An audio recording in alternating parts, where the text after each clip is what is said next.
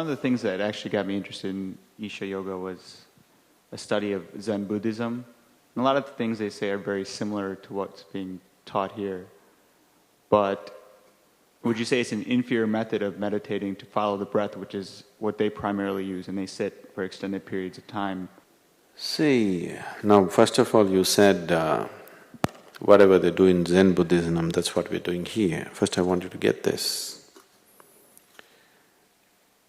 As it is, Buddhist way of life is just about 2400 years old. Zen is just about probably somewhere between 8 to 1200 years old. The word Zen. Dhyan. You know what's dhyan?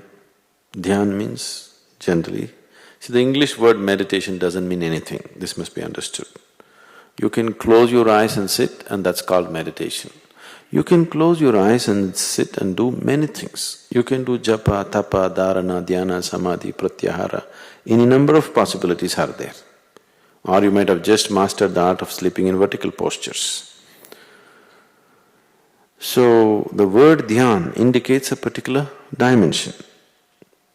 Dhyan was taken on to outside the country, to China, where it became Chan. Chan, somewhere down, when it flowed down to far eastern countries, it became Zen. So, what became Zen is just a mispronunciation of the word dhyan or a language transmutation that happened as it traveled from culture to culture. So they're talking about dhyan. Dhyan is of various aspects. I cannot go into all the details now. Now they're teaching you watching of the breath, which Buddha called as Satipatthana, but for ages yoga called it Anapanasati Yoga. So these are not new to Buddhism, these have been always there. One of the simplest ways to become meditative is to watch the breath. It's very simple. If you're just watching the process of breath as probably, I don't know what type you've been exposed to, but generally they're teaching you to watch the sensations that are created by the breath. You don't see the breath, you only see the sensations that are caused by the movement of the breath. That is the most rudimentary way of doing it. There are other ways of doing the breath which are completely different. In yoga, breath is known as the kurmanadi. If you follow the breath, not by watching sensations, there are other ways to follow the breath itself, not the sensation. If you follow the breath, it will take you to that point where you are tied to the body. See, if I take away your breath now, your body will fall away from you, isn't it? Isn't it so? Right now it's your breath which is tying you to the body. So, not by watching the sensations, if you follow the very breath, right now you have no way of knowing the breath, you only know the sensations caused by the breath. Is it so? You understand what I'm saying?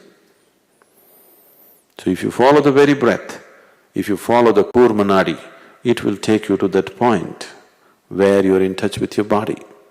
Now you can make that point into your conscious process. That is, you're holding… Now if I hold this consciously.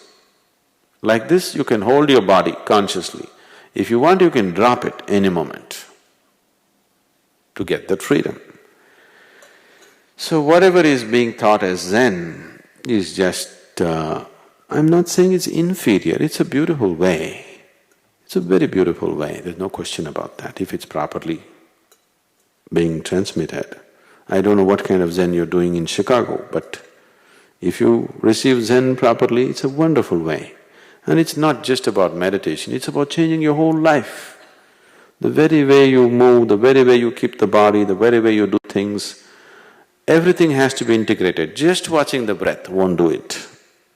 Just watching the breath won't do it. The Zen monasteries, you need to understand, Zen was fundamentally for the monks. It's a 24-hour practice. It's a 24-hour practice.